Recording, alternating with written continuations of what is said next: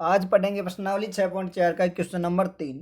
तो तीसरा क्वेश्चन क्या है, आकृति 6.44 में ए के आधार बी सी, यानी आधार कौन सा है, ये बी सी एक आधार पर दो त्रिभुज ए बी सी और डी बी सी, यानी ए बी सी ये वाली त्रिभुज और डी बी सी कौन सी है, ये वाली त्रिभुज बनी हुई है। ठीक है, ए के आधार पर दो त्रिभुज बनी हुई है। ओके, यदि ए डी बी सी को ओ पर प्रतिच्छेद करे, यानी ए डी और बी सी यहाँ पे ओ पर प्रतिच्छेद हो रही है, तो सिद्ध कीजिए या दर्शाइए कि area of A B C बट्टा area of D B C बराबर ए ओ बट्टा डी ओ। ये हमें सिद्ध करना है। ठीक है, तो जो दे रखा है वो दे लिखेंगे, फिर लिखेंगे सिद्ध करना। अच्छा, इसमें अब देखो यहाँ पे क्या दे रखा है, इन दोनों त्रिभुजों का आधार एक ही दिया है। ठीक है, और मुझे सिद्ध करना है ये, तो मैं क्या करूँगा, सबसे पहले मैं क्या करूँगा, एक तो ए से बी सी पर और एक बिंदु डी से बी सी पर मैं लंब खींचूंगा। क्या करूँगा, सबसे पहले देखो ए और यहाँ दे देता हूँ ई, यानी यहाँ पे एक लंब खींचता हूँ मैं, इसको दे देता हूँ ए ई, और एक डी से यहाँ पे एक लंब खींचता हूँ, इसको नाम दे देता हूँ बिंदु एफ। तो मैं लिख देता हूँ ए ई लंब कहाँ पे, बी सी। ठीक है, और दूसरा कौन सा, डी एफ, यानी डी एफ लंब है किस पर, बी सी खींचा। ओके, पहला पॉइंट ये लिखते हैं कि मैंने एक तो ए ये वाला बी सी पर और एक डी एफ बी सी पर लंब खींचा। ठीक है, क्यों खींचा, इसके आगे जरूरत पड़ेगी इसलिए मैंने खींच लिया। और सिद्ध क्या करना है, ये दिया हुआ है। अब देखो, हमेशा ध्यान रखना, सबसे पहले त्रिभुज का क्षेत्रफल बेसिक पढ़ लेते हैं। जब भी त्रिभुज का क्षेत्रफल क्या होता है, जैसे मान लो ये त्रिभुज है, पहले भी बता चुका हूँ, आज फिर बता देता हूँ। ठीक है, ये या फिर मान लो जैसे कोई ऐसे त्रिभुज है, अगर मान लो ये त्रिभुज है, ठीक है ऐसे, तो इसका क्षेत्रफल क्या होता है, ये मान लो है इसका ए बी आधार, और ये है मान लो सी और डी। ठीक है, इसी प्रकार ये मान लो ए है, ये बी है, ये सी है, तो मैं इसमें क्या, इसकी ऊंचाई, त्रिभुज का क्षेत्रफल क्या होता है, 1/2, यानी एरिया क्या होता है त्रिभुज का, ये होता है 1/2 इंटू आधार इंटू ऊंचाई, आधार इंटू ऊंचाई। और ऊंचाई हमेशा लंबवत होती है, तो इसमें आधार क्या है, आधार तो दोनों में देख लो, ए बी, इसमें भी ए बी और इसमें भी ए बी, तो मैं क्या लिखूंगा, ए बी इंटू 1/2। ठीक है, इंटू ऊंचाई क्या है, इसमें देखो ऊंचाई सी डी है, क्या लिखूंगा, सी डी।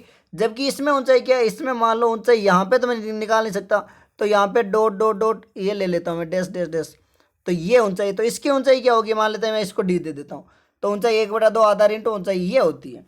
ये इस क्वेश्चन में काम आएगी, इसलिए मैं बता रहा हूँ। ठीक है, तो 1/2 आधार इंटू ऊंचाई, जरूरी नहीं कि ऊंचाई हमेशा बीच में भी हो। अब मान लो त्रिभुज अगर ऐसी है तो साइड में ऊंचाई निकाल सकते हैं। ठीक है, तो अब देखो ये त्रिभुज, मैं क्या लिखूंगा, त्रिभुज कौन सी, ए बी सी व त्रिभुज कौन सी, बी सी डी में। ठीक है, तो यहाँ पे क्या दिया हुआ है, पहले मैं लिख लेता हूँ कौन सी त्रिभुज। अच्छा, इससे पहले ये लिख लेते हैं, ये बाद में लिखेंगे। मैं ले लेता हूँ त्रिभुज कौन सी, ए ई ओ, त्रिभुज ए ई ओ व त्रिभुज कौन सी, डी एफ ओ में। यहाँ पे देखो ए ई ओ कौन सी है, ये वाली त्रिभुज ए ई ओ, और डी एफ ओ कौन सी है, यानी एक तो ये वाली त्रिभुज और एक कौन सी, ये वाली त्रिभुज जो रेड कलर में। ठीक है, इसमें क्या लिख सकता हूँ मैं, इसमें देखो कोण ए ई ओ बराबर है कोण डी एफ ओ बराबर कितना है, 90 डिग्री है, क्योंकि मैंने यहाँ पे लंब खींचा है, तो लंब हमेशा 90 डिग्री का होता है। ठीक है, इसी प्रकार मैं लिख सकता हूँ कोण ए ओ ई बराबर है कोण डी ओ एफ। क्यों है, शीर्षा विमुख कोण, क्या है, शीर्षा विमुख कोण, शीर्षा विमुख कोण। ठीक है, शीर्षा विमुख कोण यही होता है ना, जहाँ पे भी एक्स की आकृति बनती है, जैसे मान लो दो भुज ऐसे है, तो ये कोण इसके बराबर होता है और ये वाला कोण इसके बराबर होता है, यही होता है शीर्षा विमुख कोण। अब देखो अगर दो कोण बराबर है, क्या दो कोण बराबर है, तो मैं क्या लिख सकता हूँ, मैं लिख सकता हूँ त्रिभुज ए ई ओ समरूप है त्रिभुज डी एफ ओ। और कारण क्या लिखूंगा, कारण लिखूंगा ए समरूपता कसौटी, ए समरूपता कसौटी। ठीक है, अब देखो अगर ये दोनों त्रिभुज समरूप है, यानी ए ई ओ ऐसे बन रही है मेरी त्रिभुज। ठीक है, मैंने क्या खींचा है, यहाँ पे ई खींचा है और यहाँ पे एफ। ठीक है, यही खींचा है। अब देखो अगर ये दोनों समरूप है, अगर समरूप है तो मैं क्या लिख सकता हूँ, मैं लिख सकता हूँ ए ई बट्टा डी एफ, ये बिंदु एफ है, यानी डी एफ बराबर क्या लिख सकता हूँ मैं, ए ओ बट्टा डी ओ। क्यों लिख सकता हूँ, क्योंकि समरूप त्रिभुज की संगत भुजाएं क्या होती है, समानुपाती, यानी कारण क्या लिखूंगा, त्रिभुज ए ई ओ समरूप है त्रिभुज डी एफ ओ। ठीक है, क्योंकि समरूप, अगर त्रिभुज समरूप है तो भुजा समानुपाती होती है, ये हम पहले भी सिद्ध कर चुके हैं और अच्छे से जानते हैं। अब देखो मैं क्या लिखूंगा, ये इसको दे देता हूँ समीकरण नंबर 1। अब लेता हूँ मैं ये बड़ी वाली त्रिभुज, कौन सी, एक तो ये वाली और एक ये वाली, यानी त्रिभुज ए बी सी व त्रिभुज बी सी डी में। ठीक है, यहाँ देखो त्रिभुज का क्षेत्रफल क्या होता है, 1/2 आधार इंटू ऊंचाई। तो एरिया ऑफ किसका, ए बी सी बट्टा area of B C D. त्रिभुज का क्षेत्रफल क्या होता है, 1/2, तो 1/2 इंटू आधार, इन दोनों का आधार क्या है, आधार इन दोनों का बी सी है, क्या है, ये है दोनों का ही आधार, आधार दोनों का ही बी सी है। तो 1/2 इंटू बी सी इंटू ऊंचाई कितनी है, ऊंचाई इसकी क्या होती है, लंबवत ऊंचाई, यानी त्रिभुज ऐसे बन रही है, जैसे मान लो ये है त्रिभुज ऐसे बन रही है, तो इसकी ऊंचाई क्या होती है, हमेशा लंबवत होती है ना। यानी अगर मैं मान लो इसको घुमाना चाहूँ, इस त्रिभुज को अगर घुमाऊँ मैं, तो मैं क्या बना सकता हूँ इसको, अगर मान लो ऐसे घुमाऊँ, ये देखो अब ये इसकी ऊंचाई हो गई ना। तो ऊंचाई क्या है इसकी, इसकी ऊंचाई है ए ई, यानी ए ई। ठीक है, बट्टा इस वाली त्रिभुज का क्षेत्रफल क्या होगा, 1/2 इंटू आधार क्या है इसका भी बी सी, तो बी सी इंटू ऊंचाई, इसकी ऊंचाई क्या है, डी एफ, यही है। ठीक है, अब 1/2 से 1/2 कट गया, बी सी से बी सी कट गया, यानी क्षेत्रफल क्या आया मेरा, इसका क्षेत्रफल आया त्रिभुज ए बी सी बट्टा किसका क्षेत्रफल, क्षेत्रफल को इंग्लिश में एरिया लिखते हैं, एरिया को ए आर से डिनोट करते हैं, तो B D B C D. ठीक है,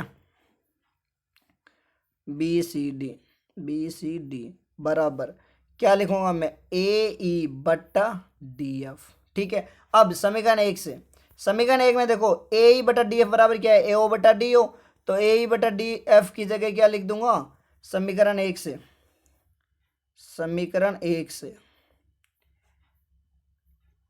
एरिया किसका, ए बी सी बट्टा एरिया कौन से का, डी बी सी डी, क्या होगा, ए ओ बट्टा डी। और यही मुझे क्या करना था, सिद्ध करना था, यानी हैंड्स फ्रो।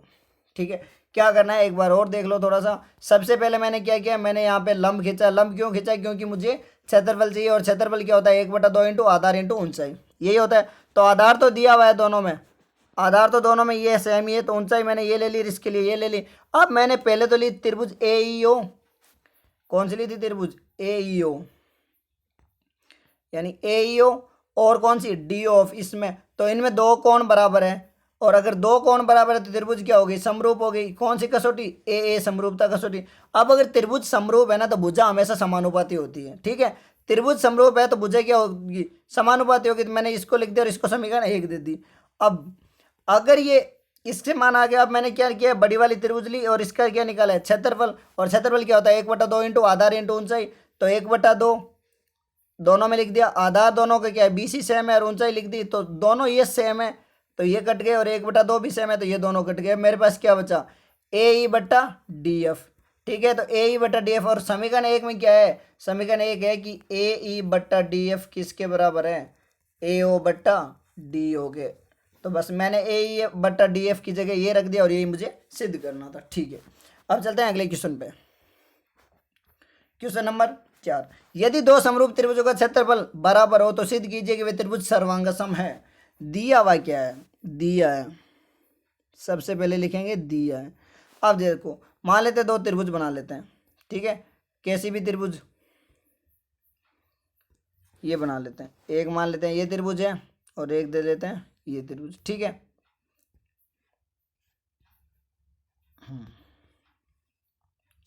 इसको दे देता हूं मैं बिंदु ए बी सी, और इसको दे देता हूं डी ई और एफ। ठीक है, अब दिया क्या है, दिया है कि त्रिभुज का क्षेत्रफल यानी एरिया किसका, ए बी सी बराबर है एरिया किसका, डी ई एफ, ये दिया है ना। ठीक है, या फिर मैं इससे क्या लिख सकता हूँ, एरिया ए बी सी बट्टा एरिया किसका DEF बराबर क्या लिख सकता हूँ 1, क्योंकि मान लो इसको मैंने इधर बट्टा में लाया तो यहाँ पे पीछे 1 बचा, इसको दे देता हूँ समीकरण 1। इस ये तो दिया हुआ है और सिद्ध क्या करना है कि वो त्रिभुज सर्वांगसम है। अब देखो त्रिभुज का क्षेत्रफल क्या होता है परम में, अच्छा समरूप भी दिया हुआ। अच्छा एक चीज और ये दी हुई है, क्या दिया हुआ है, त्रिभुज ABC समरूप दिया है त्रिभुज DEF, ये भी दिया है ना, ठीक है, ये 2 चीज दी हुई है। अच्छा हमें पता है अगर त्रिभुज समरूप है तो भुजा क्या होती है, समानुपाती होती है, और त्रिभुज अगर समरूप है तो उसका क्षेत्रफल क्या होता है, संगत भुजाओं के वर्ग के बराबर होता है। ये चीज हमने कल भी पढ़ी थी। यानी मैं क्या लिख सकता हूं परमेय 6.6 से, परमेय 6.6 से अगर दोनों त्रिभुज समरूप है तो मैं क्या लिखूंगा, एरिया ऑफ ABC बट्टा एरिया ऑफ किसका DEF बराबर क्या लिखूंगा, संगत भुजा के वर्ग के बराबर होती है। यानी संगत भुजा क्या है इसमें, ये वाली संगत भुजा है AB DE के बराबर होगी, BC EF के बराबर, और AC क्या होगी DF के संगत होगी। यानी मैं क्या लिखूंगा, मैं लिख लूंगा AB, तो AB बट्टा DE इसका क्या लिखूंगा वर्ग बराबर BC नीचे वाली भुजा बट्टा EF इसका भी क्या लिखूंगा वर्ग, या फिर AC बट्टा DF इसका भी वर्ग। यही है संगत भुजा, यही होती है हमेशा भाई। मान लो ये है संगत भुजा AB है तो इसकी संगत भुजा ये है, BC है तो इसकी संगत भुजा DF है, और AC है तो इसकी संगत भुजा ये है, ठीक है। अब देखो समीकरण 1 में क्या है, समीकरण 1 देखो दोनों का क्षेत्रफल क्या है 1 है दिया हुआ है, तो मैं समीकरण 1 से क्या लिखूंगा, समीकरण 1 से, समीकरण 1 से अब जहां पे ये है ना इसके जगह मैं क्या लिख दूंगा 1, यानी 1 बराबर किसके हैं AB बट्टा DE इसका स्क्वायर बराबर BC बट्टा EF इसका भी क्या है स्क्वायर बराबर में AC बट्टा DF इसका भी क्या है स्क्वायर, ठीक है। अब देखो 1 का वर्ग क्या होता है 1, यानी मैं अगर यहाँ पे भी वर्ग लिख दूँ तो कोई फर्क नहीं पड़ रहा। यानी मैं क्या लिख सकता हूँ, मैं लिख सकता हूँ 1 का वर्ग, क्योंकि 1 का वर्ग भी 1 ही होता है, बराबर क्या होगा AB बट्टा DE इसका वर्ग, AB बट्टा DE AB बट्टा DE इसका वर्ग बराबर BC बट्टा EF इसका भी वर्ग, और बराबर में क्या लिखूंगा AC बट्टा DF इसका भी वर्ग, ठीक है। अब देखो सभी जगह वर्ग है, ठीक है, तो मैं इस वर्ग से वर्ग काट सकता हूँ, ये सभी कट जाएंगे। यानी मेरा क्या बचा, यहाँ पे ये लिख सकता हूँ कि AB बट्टा DE बराबर में BC बट्टा EF बराबर में AC बट्टा DF बराबर में क्या है 1 लिख सकता हूँ, और इसको दे देता हूँ मैं समीकरण नंबर 1, ठीक है। अब देखो मैं इससे क्या लिख सकता हूँ, इससे मतलब क्या है कि इसका मतलब ये चारों एक दूसरे के बराबर है, बराबर का मतलब यही होता है। अब देखो समीकरण 1 से मैं ये लिख सकता हूँ, समीकरण 1 से मैं क्या करूँगा, एक बार इसको बराबर रखूँगा, एक बार इसको 1 के बराबर, एक बार इसको 1 के बराबर, यानी AB बट्टा DE बराबर क्या है 1। तो मैं इससे क्या लिख सकता हूँ AB बराबर ये DE है, इसको यहाँ पे लाऊंगा तो गुणा होगी, और किसी भी संख्या को 1 से गुणा करो संख्या वही रहती है, तो AB बराबर क्या लिख दूंगा मैं DE इंटू 1, यानी सीधा क्या लिख सकता हूँ AB बराबर DE लिख सकता हूँ। इसको दे देता हूँ समीकरण नंबर 2। इसी प्रकार BC बटा EF, या फिर चाहो तो इसी प्रकार सीधा लिख दो, इसी प्रकार भाई अगर ये है तो यहाँ पे क्या होगा BC बराबर किसके होगा EF के, क्यों, क्योंकि EF को भी यहाँ पे गुणा करूंगा तो 1 ही बचेगा, और क्या होगा AC बराबर क्या होगा DF। इसको समीकरण 3 और इसको समीकरण 4 दे देता हूँ। अब देखो त्रिभुज समरूप तो थी, ये चीज तो पहले ही दी थी कि समरूप है, और समरूप है तो इसका मतलब क्या था संगत कोण बराबर है ना। यानी मैं लिख सकता हूँ ये कि कोण A बराबर है कोण D, ये मान लो ऐसे त्रिभुज है, 2 त्रिभुज थी ना, एक ये मान लेता हूँ एक ये मान लूँ, ठीक है।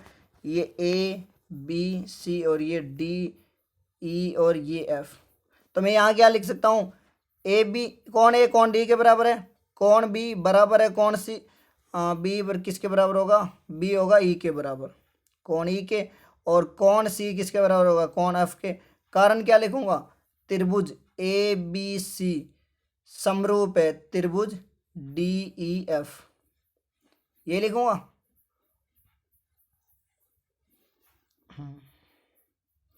ठीक है, ये चीज क्या थी, दिया है ना, ये चीज दे रखी है, दिया है। अब देखो अगर कोण बराबर है, भुजा बराबर है, तो त्रिभुज क्या होगी, समरूप, यानी समीकरण 1 2 2 3 4, और इसको मान लो दे दूं मैं पूरी कोई समीकरण नंबर 5, तो मैं समीकरण 2 3 4 व 5 से क्या लिख सकता हूं, समीकरण 2 3 4 व समीकरण 5 से क्या लिख सकता हूं, त्रिभुज ए बी सी सर्वांग सम है त्रिभुज डी ई एफ। क्यों है, कारण क्या लिखूंगा, संगत कोण बराबर है, क्या है, संगत कोण बराबर, ठीक है। और दूसरी बात, संगत भुजा भी क्या है, बराबर, संगत भुजा क्या है, बराबर, और ये बराबर है तो त्रिभुज क्या होगी, समरूप होगी, यही ना, सॉरी सर्वांग सम। क्योंकि क्या पढ़ा था मैंने, पहले ही बताया था जब स्टार्ट किया था ये, कि एक होता है समरूप और एक होता है सर्वांग सम। क्या होता है, एक होता है समरूप और एक होता है सर्वांग सम। क्या होता है, सर्वांग सम। समरूप में दोनों में दो दो पॉइंट लिखे थे, इसमें भी 1 2 और इसमें भी 2 पॉइंट लिखे थे। इसमें क्या लिखा था, कोण बराबर, संगत कोण क्या होते हैं, बराबर, ठीक है। ये चीज इसमें होती है, संगत कोण क्या होते हैं, बराबर, लिखवाया था। और दूसरा पॉइंट क्या लिखा था, दूसरा पॉइंट इंपॉर्टेंट था, इसमें क्या होती है, भुजा समानुपाती, भुजा क्या होती है, समानुपाती, ठीक है। जबकि इसमें भुजा क्या होती है, इसमें भुजा होती है बराबर। बस यही फर्क है सर्वांगसम और समरूप में, कि कोण तो दोनों में बराबर होते हैं, जबकि समरूप में क्या होती है, भुजा समानुपाती, और सर्वांगसम में क्या होती है, भुजा बराबर। और इसमें मैंने भुजा बराबर सिद्ध कर दी, यहाँ पे देख लो समीकरण 2 3 और 4, 2 3 और 4, भुजा क्या है, बराबर। और कोण तो वैसे बराबर है क्योंकि समरूप दिया हुआ है, फिर भी मैंने इसको समीकरण 5 दी है, ये जरूरी नहीं था लिखना भी, क्योंकि ये तो पहले ही बता चुका है ये। तो अगर भुजा बराबर है, कोण बराबर है, तो मेरी त्रिभुज क्या होगी, समरूप सर्वांग सम होगी, और यही मुझे सिद्ध करना था, यही सिद्ध करना था। यानी यहाँ पे मैं क्या लिख सकता हूँ, हैंस फ्रू, यहाँ पे क्या लिख सकता हूँ, हैंस फ्रू इति सिद्धम, ठीक है।